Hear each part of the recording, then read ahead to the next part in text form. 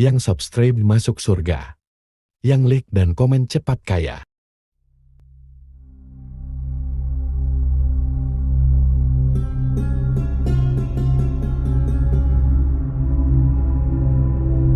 Assalamualaikum warahmatullahi wabarakatuh. Para pemirsa YouTube sekalian dimanapun kalian berada, pada kesempatan kali ini insya Allah kita akan membahas terkait 5 langkah menggagalkan godaan setan.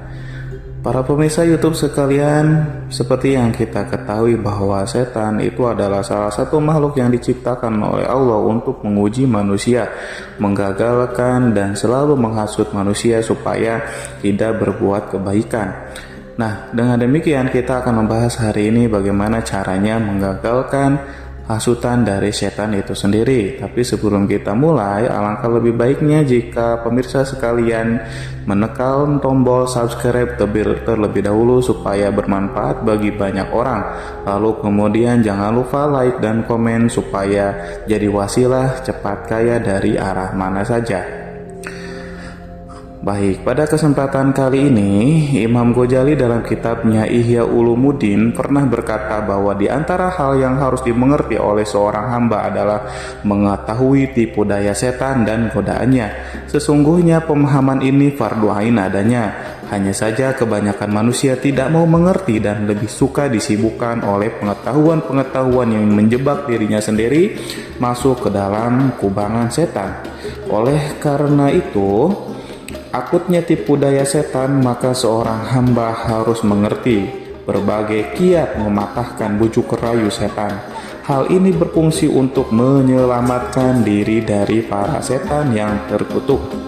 Terkutuk karena godaan dan rayuannya itu dihembuskan oleh setan bersama dengan hembusan napas manusia. Sehingga Al-Hasan suatu ketika pernah ditanya oleh Abu Said, apakah setan itu tidur? Al-Hasan pun menjawab, jika setan itu tidur pasti kita bisa beristirahat. Sayangnya setan tidak mengenal sekat ruang dan waktu. Begitu juga godaan-godaan mereka yang mengalir bersama arus dalam darah seorang hamba. Namun manusia sebagai makhluk yang sempurna yang dibekali Allah dengan kemampuan bernalar harus memiliki kemauan untuk mengalahkan setan. Dan oleh karenanya Al-Ghazali dengan jelas menerangkan 5 kiat mematahkan godaan setan. Yang paling pertama yakni adalah membuat kurus setan dengan memperbanyak zikir kepada Allah Subhanahu wa taala. Rasulullah pernah bersabda, sesungguhnya orang mukmin itu membuat kurus setannya sebagaimana seorang di antara kamu membuat kurus ontaknya dalam perjalanan.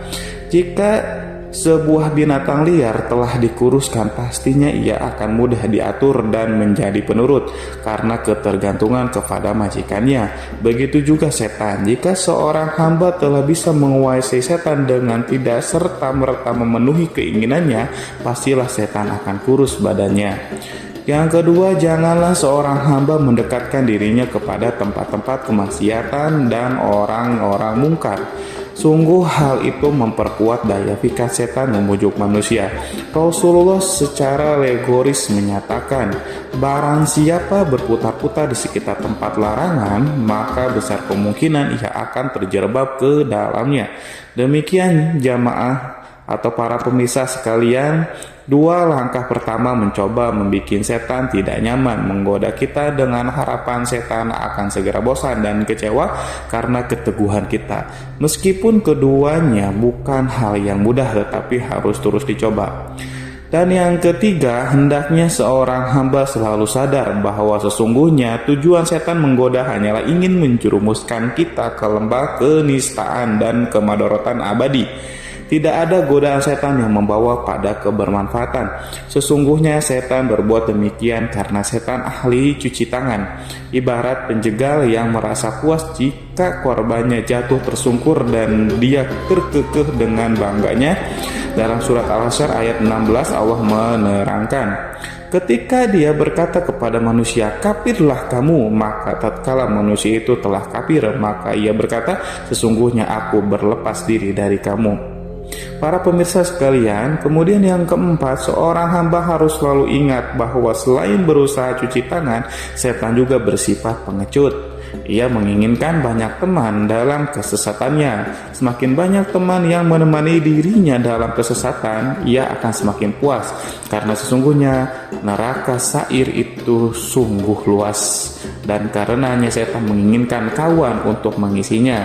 Demikian keterangan dari surat Al-A'raf ayat 16-17 menerangkan. Iblis menjawab, karena engkau telah menghukum saya tersesat, saya benar-benar akan menghalang-halangi mereka dari jalan engkau yang lurus. Kemudian yang akan mendatangi mereka dari muka dan dari belakang mereka, dari kanan dan dari kiri mereka, dan engkau tidak akan mendapati kebanyakan mereka bersyukur atau taat kepadamu. Dan kemudian yang terakhir, kelima, guna mendukung keempat kiat tersebut, seorang hamba harus senantiasa dalam kondisi lapar, karena kondisi lapar akan mempermudah seseorang hamba dalam mengingat Allah. Seperti halnya yang sudah disabdakan, inna syaitana yazri min ibni adam majrad dami fadiku majriyahu bil ju'i. Sesungguhnya setan itu berjalan pada manusia di tempat jalannya darah, maka persempitlah jalannya itu dengan mengosongkan perut.